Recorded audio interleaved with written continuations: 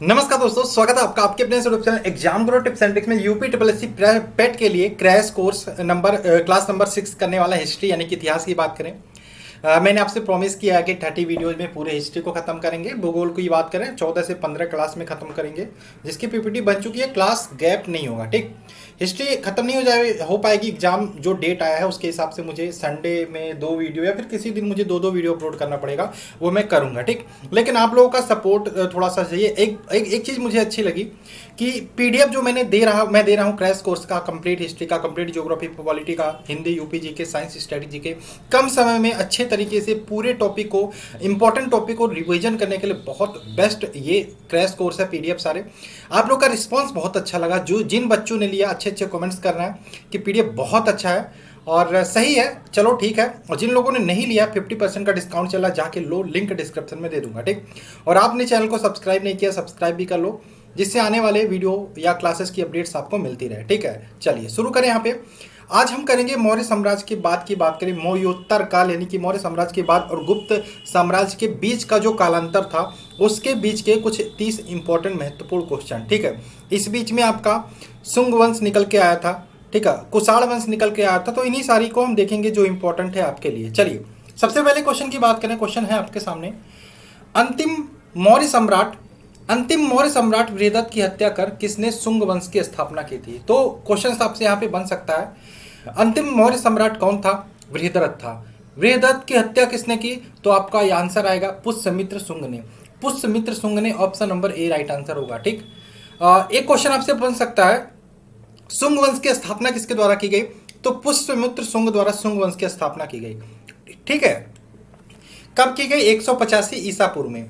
अब एक और क्वेश्चन बन सकता है, मौर्य वंश की बात करें टोटल 137 वर्ष तक ये रहा, ठीक। और अंतिम शासक बृहदत्त था, ये भी ध्यान रखिएगा। और ये जो पुष्यमित्र शुंग की अगर जो हम बात करें, बृहदत्त की हत्या की, ये हत्या करने से पहले जब बृहदत्त मौर्य साम्राज्य पे था तो पुष्यमित्र शुंग क्या था? तो ध्यान रखिएगा, पुष्यमित्र शुंग जो था वो सेनापति था किसका? बृहदत्त का, ठीक है। चलिए आगे चले। क्वेश्चन नंबर 2 की बात करें, कण्व वंश या काण्व वंश के संस्थापक कौन थे? तो काण्व वंश के संस्थापक की बात करें, ये आपके थे वसुदेव यानी कि option number A right answer होगा। वसुदेव की बात करें, शुंग वंश की, ये शुंग वंश की बात करें, ठीक है। शुंग वंश के अंतिम राजा कौन थे? देवभूति की हत्या कर यहाँ पे वसुदेव जो बने थे, वसुदेव ने कण्व वंश की स्थापना की थी, ठीक है, ध्यान रखिएगा। कण्व वंश की बात करें, अंतिम राजा कौन थे? सुशर्मा। कण्व वंश के अंतिम राजा थे सुशर्मा, ये भी आप ध्यान रखिएगा। और संस्थापक कौन थे? वसुदेव, ऑप्शन नंबर ए। क्वेश्चन नंबर 3 की बात करें, सातवाहन या आंध्र सातवाहन वंश के संस्थापक कौन थे? तो सातवाहन की बात करें या फिर आंध्र सातवाहन वंश की बात करें, इसके संस्थापक थे आपके सिमुक यानी कि option number A right answer होगा। सिमुक ने आंध्र सातवाहन वंश की स्थापना की थी। लगभग 60 ईसा पूर्व में सुशर्मा जो कण्व वंश के अंतिम राजा थे, इनकी हत्या कर यहाँ पे सिमुक ने आंध्र सातवाहन वंश की स्थापना की थी। Option number A right answer होगा। क्वेश्चन नंबर 4 की बात करें, निम्नलिखित में से वह महान कुषाण नेता कौन था जो बौद्ध बन गया? अब यार कुषाण की बात करें तो कुषाण मतलब किसी भी वंश की बात करें, कुषाण क्या, 3 इंपॉर्टेंट चीजें पढ़नी होती हैं। एक तो आपका उस वंश का संस्थापक कौन था, उस वंश का प्रतापी शासक यानी कि कोई वंश होता है उसका एक प्रतापी शासक होता है, 1 या 2 होते हैं जिन्होंने कई बड़े युद्ध लड़े होते हैं, जिन्होंने साम्राज्य के लिए बहुत अच्छा काम किया होता है, जिनसे प्रश्न बनते हैं। वहीं पे बात करें कुषाण वंश की बात करें तो संस्थापक को पूछे तो कुजुल कडफिसस यहाँ पे कुषाण वंश का संस्थापक था। प्रतापी राजा की बात करें, इसमें कनिष्क आ जाता है। कनिष्क ने बहुत बड़े बड़े काम किए। कनिष्क की बात करें, शक संवत जो भारत सरकार द्वारा प्रयोग किया जाता है, इसने कब शुरू किया था? 78 ईस्वी में। 78 ईस्वी में कनिष्क ने शक संवत शुरू किया था, ठीक है। कुषाण वंश के संस्थापक कुजुल कडफिसस थे। प्रतापी राजा कनिष्क। शक संवत किसके द्वारा शुरू किया गया? कनिष्क के द्वारा, ठीक। निम्नलिखित में से महान कुषाण नेता जो बौद्ध बन गया था बाद में, तो ये था कनिष्क। कनिष्क ही बाद में बौद्ध धर्म स्वीकार कर लिया था कनिष्क ने, ठीक। चलिए कनिष्क की बात करें, इनके राजकवि थे अशोकघोष। अशोकघोष के बारे में अगर जो मैं बात करूं तो बौद्धों का जो रामायण था, बुद्ध चरित, इसकी रचना अशोकघोष द्वारा की गई थी और ये कनिष्क के दरबार में राजकवि थे। कनिष्क के दरबार में उनके राज्य वैद्य कौन थे? चरक की बात करें, इन्होंने भी एक किताब लिखी थी, चरक संहिता, ठीक। क्वेश्चन नंबर 5 की बात करें, कुषाण काल के दौरान मूर्ति कला की गांधार शैली निम्नलिखित में से किसका मिश्रण है? कुषाण काल के दौरान मूर्ति कला की गांधार शैली किसका मिश्रण है? तो ध्यान रखिएगा ये भारत और ग्रीक शैली का। Option number D right answer होगा। क्वेश्चन नंबर 6 की बात करें, 6 क्या है भाई? 6 है आपका कनिष्क की राजधानी क्या थी? तो कनिष्क की राजधानी थी Purushpur. Purushpur option number A right answer होगा। ठीक। क्वेश्चन नंबर 7 की बात करें, पुरुषपुर निम्नलिखित में से किसका दूसरा नाम है? तो पुरुषपुर की बात करें, ये पेशावर का दूसरा नाम है Purushpur. Option number C right answer होगा। क्वेश्चन नंबर 8 की बात करें, भारत में सर्वप्रथम स्वर्ण मुद्राएं किसके द्वारा चलाई गई? भारत में सर्वप्रथम स्वर्ण मुद्राएं की बात करें, ये किसके द्वारा चलाई गई भाई? इंडो बैक्टीरियन के द्वारा। Option number B right answer होगा। क्वेश्चन नंबर 9 की बात करें, किस संग्रहालय में कुषाणकालीन मूर्तियों का संग्रह अधिक मात्रा में मिलता है? किस संग्रहालय में कुषाणकालीन मूर्तियों का संग्रह जो होता है अधिक मात्रा में मिलता है? इसका आंसर हो जाएगा मथुरा संग्रहालय में। ऑप्शन नंबर ए। क्वेश्चन नंबर 10 की बात करें, सातवाहनों के समय में मुद्रा सर्वाधिक किस धातु के बने होते थे? तो सातवाहनों के समय में ध्यान रखिएगा, मुद्रा जो बने होते थे ये बने होते थे शीशे के। शीशा यानी कि option number A right answer होगा। क्वेश्चन नंबर 11 की बात करें, भारतीयों के महान रेशम मार्ग किसने आरंभ किया था? भारतीयों के लिए महान रेशम मार्ग की बात करें, ये कनिष्क के द्वारा, किसके द्वारा? कनिष्क के द्वारा स्थापित किया गया था। ऑप्शन नंबर ए। 12 की बात करें, शक संवत किस सम्राट के शासनकाल में 78 ईस्वी में शुरू हुआ? तो कनिष्क ने शुरू किया था, तो कनिष्क के शासनकाल में होगा। तो option number B right answer होगा। कनिष्क से रिलेटेड मैंने क्या बताया था कि 78 ईस्वी में शक संवत चलाया था। और बात करें कनिष्क के राज कवि अश्वघोष थे। ठीक, कनिष्क के राज्यवैद चरक थे। ये सारी चीज़ें आप ध्यान रखिएगा।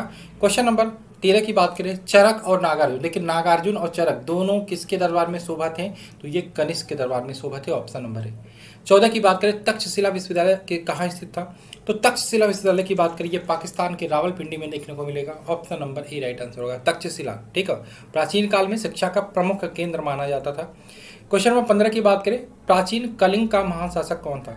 तो कलिंग के महान शासक की बात करें, ये थे आपके Kharavela. Option number C right answer होगा। 16 की बात करें, सातवाहन राज्य की राजधानी क्या थी? सातवाहन राज्य की बात करें, हमने इसका देखा स्थापना किसके द्वारा की गई थी? सिमुक के द्वारा।